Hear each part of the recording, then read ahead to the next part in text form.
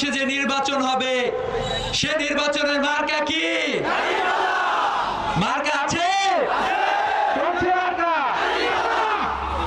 কোন নেতা আছে? কে? সংগ্রামে উপস্থিতি এই মতিউর ভাই, যাকে আমরা দেখেছিলাম যখন বাংলাদেশের মানুষেরা ফ্যাসিবাদী শাসনের সেই সময়ে রাস্তায় নামতে ভয় পেত, তখন উনি রাজপথে নেমে লড়াই সংগ্রামের নেতৃত্ব দিয়েছে।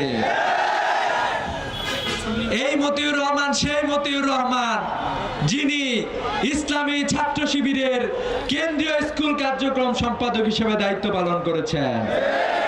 এই মতিউর রহমান সেই মজলুম মতিউর রহমান যিনি বিগত অসংখ্য বছর তার গ্রামের বাসায় আসতে পারে নাই।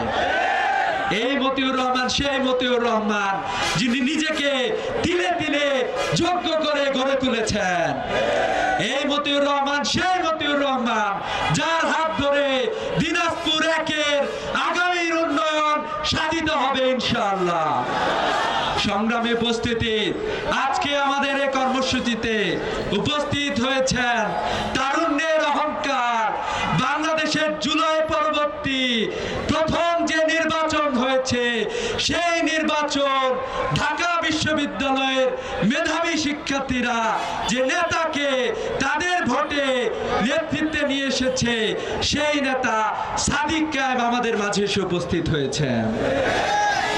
আমরা বলতে চাই, সাদিক কায়েম বলেছে, আমরা তো খুব কাছ থেকে দেখতেছি আমরা আসলে কি করতে চাইছিলাম। আপনারা দেখছেন আমরা একটা মজলুম সংগঠন, দীর্ঘদিন ধরে আমাদের উপরে নির্যাতন করা হয়েছে, আমাদেরকে আমাদের কার্যক্রম ঠিকঠাক মতো করতে দেওয়া হয় নাই, কিন্তু আমরা বলেছিলাম আমরা ছাত্রদের পক্ষে থাকব, আমরা দেশের মানুষের জন্য মুক্তি নিশ্চিত করব। আপনারা দেখেছেন যখনই ইসলামী ছাত্র শিবির সুযোগ পেয়েছে ঢাকা বিশ্ববিদ্যালয়ের একের পর এক কার্যক্রম তারা পরিচালনা করেছে। ঢাকা বিশ্ববিদ্যালয়ের পরিবর্তন কি আপনারা লক্ষ্য করতে পেরেছেন? ঢাকা বিশ্ববিদ্যালয়ের শিক্ষার্থীদের কাছে প্রশ্ন করলেও আপনারা দেখবেন তাদের নেতারা তাদের জন্য দিনরাত পরিশ্রম করে তাদের জন্য একটি সুষ্ঠু পরিবেশ নিশ্চিত করার জন্য কাজ করছেন। আপনারা দেখবেন যে এই বিশ্ববিদ্যালয়ের গেস্ট রুম গণরুম নাই, এই বিশ্ববিদ্যালয়ে নিপীড়ন বন্ধ হয়ে গিয়েছে, এই বিশ্ববিদ্যালয়ে শিক্ষার সুষ্ঠু পরিবেশ নিশ্চিত হয়েছে। আমরা বলতে চাই যে আপনারা ভালো মানুষদের হাতে ক্ষমতায় দেন। আমরা তো বলি নাই যে একবারে দাঁড়িপাল্লায় ভোট দিবেন, আপনাদের ইচ্ছা মতো আপনারা ভোট দিবেন, আপনারা দেখে শুনে ভোট দিবেন, এমন নেতাদেরকে ভোট দিবেন যে নেতারা আর নির্বাচিত হয়ে তিনি দাঁড়িয়ে বলবেন 5 বছর দায়িত্ব পালন করলাম, আপনাদের পকেট থেকে একটি পয়সাও আমার পকেটে আসে নাই। বিগত সময়ে আপনারা কি এরকম নেতা দেখেছেন? এরকম মন্ত্রী কি দেখেছিলেন? অধিকাংশ মন্ত্রী আপনারা দেখবেন যে দুর্নীতির সাথে যুক্ত ছিল। 2 জন মন্ত্রী ছিল যারা 5 বছর দায়িত্ব পালন করছে এবং বলছে যে আমার বিরুদ্ধে 1 পয়সার দুর্নীতির অভিযোগ কেউ নিয়ে আসতে পারবে না। শুধু তাই না, তারা যোগ্যতার সাথে সে মন্ত্রণালয়গুলোতে দায়িত্ব পালন করেছিলেন। আপনারা দেখবেন শিল্প মন্ত্রণালয়কে পরিবর্তন করে ফেলেছিলেন, কৃষি মন্ত্রণালয়ে কৃষি বিপ্লব করে ফেলেছিলেন, কৃষকদের ঘরে ঘরে সুফল পৌঁছে গিয়েছিল। আপনারা দেখবেন সমাজ কল্যাণ মন্ত্রণালয় সবচেয়ে কম গুরুত্বপূর্ণ মন্ত্রণালয়কে সবচেয়ে গুরুত্বপূর্ণ মন্ত্রণালয় বানিয়ে দেওয়া হয়েছিল। আমরা যে কথা বলি, আমরা শুধু কথার কথা বলি না, আমরা কাজের কথা বলি ইনশাআল্লাহ। আপনারা দেখবেন যে আমরা কোনোদিন ক্ষমতায় যাই নাই। ইসলামী ছাত্র শিবিরের প্রথম কেন্দ্রীয় সভাপতি মীর কাশেম আলী, নাম শুনছেন? ক্ষমতায় গেছিলাম, কিন্তু ক্ষমতায় না যেও অসংখ্য মানুষের কর্মসংস্থান নিশ্চিত করছে না, মানুষের জন্য হাসপাতাল গড়ে তুলছে না। দেখেন ক্ষমতায় না যেও রাস্তাঘাটে চাঁদাবাজি না করেও যদি আমরা উন্নয়ন সাধন করতে পারি, যদি কেউ ক্ষমতায় যায় ভালো মানুষ, বাংলাদেশ পরিবর্তিত হয়ে যাবে ইনশাআল্লাহ।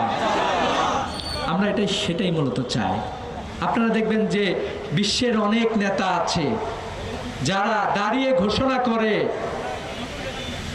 মালয়েশিয়া যায় দেখবেন যারা দায়ের 5 নামের একটা দল আছে, উনি যা ইনকাম করে খুবই সাদাসিধা জীবনযাপন, তার ইনকামের একটা অংশ উনি রাষ্ট্র কোষাগারে জমা দিয়ে দেন। এরকম শাসন ব্যবস্থা আমরা দেখছি। আমরা তো চাই আমাদের শাসকরা হবে ওমরের মতো, যে ওমর বলবে যে ফোরাতের তীরেও যদি কেউ না খেয়ে মরে, সেই তার জবাবদিহি ওমরকে করতে হবে। আমরা আসলে এরকম নেতৃত্ব চাই। তো আমরা প্রত্যাশা করি আপনারা সেই নেতা পেয়ে যাবেন ইনশাআল্লাহ। আপনাদের যে আজকের এই আয়োজন এবং আপনাদের যে স্পিড, এই স্পিড দেখে আমরা বলতে পারি আগামীর বিজয় মতিউর ভাইয়ের বিজয় ইনশাআল্লাহ। সে মতিউর ভাইকে বিজয় করার মাধ্যমে আমরা শুধু এটা বলতে চাই, ক্ষমতা দিয়ে দেখেন। আমার তো মনে হয় যে খুব কঠিন না, দেন যুব মন্ত্রণালয়টা দিয়ে দেখান, 1 বছরে 1 কোটি মানুষের কর্মসংস্থান নিশ্চিত করবো ইনশাআল্লাহ। এটা কি কথার কথা বলতেছি? আমরা জানি আমরা পারি, এই কনফিডেন্স নিয়ে বলতেছি। অথচ বাংলাদেশের অধিকাংশ মন্ত্রীরা এরকম জায়গায় বসে থাকেন, কোনো কিছু করেন না। আমাদের তরুণ প্রজন্ম, যেটা আমাদের সম্পদ, আমাদের ডেমোগ্রাফিক ডিভিডেন্ড চলতেছে, আমাদের শিশুদের শিক্ষা যদি আমরা সুন্দর করে গড়ে তুলতে পারি, তার স্কিল থাকবে, তার এডুকেশন থাকবে, পৃথিবীর কোথাও সে আটকে থাকবে? পৃথিবীর বিভিন্ন দেশ তাকে টেনে নিবে। আজকে বাংলাদেশের অসংখ্য শিক্ষার্থীরা শুধু বাংলাদেশে না, পৃথিবীতেও নেতৃত্ব দিচ্ছে। কিন্তু আমরা আমাদের যুব সমাজকে, আমাদের যে গ্রামের প্রান্তিক যে স্কুলে শিশুটা পড়াশোনা করতেছে, তার জন্য যে ন্যায্যতামূলক একটা শিক্ষা তার পাওয়ার কথা ছিল, যে অধিকার যেভাবে তার পাওয়ার কথা ছিল, সে অধিকার সে পাচ্ছে না। আমরা ইনসাফ প্রতিষ্ঠার মাধ্যমে প্রত্যেকটি তরুণকে গড়ে তুলবো ইনশাআল্লাহ। আমরা খুব অবাক হয়ে যাই বাংলাদেশের তরুণদেরকে দেখে, খুবই অবাক হয়ে গেছি। একজন গাঁজাখোর তরুণ, সে বলতেছে যে এবার আমি হলো এই মার্কায় ভোট দিব। কেন ভোট দিব? আমি আসলে গাঁজা খাইতে চাই না, কিন্তু আমি নেশায় জড়াই গেছি, আমি কি করব? আমাকে থামানোর মতো কেউ নাই।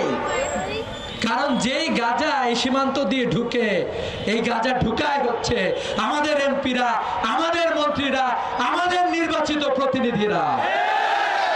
আমরা জানাই দিতে চাই, আপনাদের দিন শেষ। নতুন বাংলাদেশের আপামর জনতা, বাংলাদেশের তরুণ সমাজ নতুন এক বাংলাদেশ বিনির্মাণ করবে ইনশাআল্লাহ। এই প্রত্যাশা রেখে আপনাদের উত্তরোত্তর সাফল্য কামনা করে, উত্তরবঙ্গের উন্নয়ন নিশ্চিত হবে এই প্রত্যাশা রেখে শেষ করছি। আসসালামু আলাইকুম ওয়া রাহমাতুল্লাহ।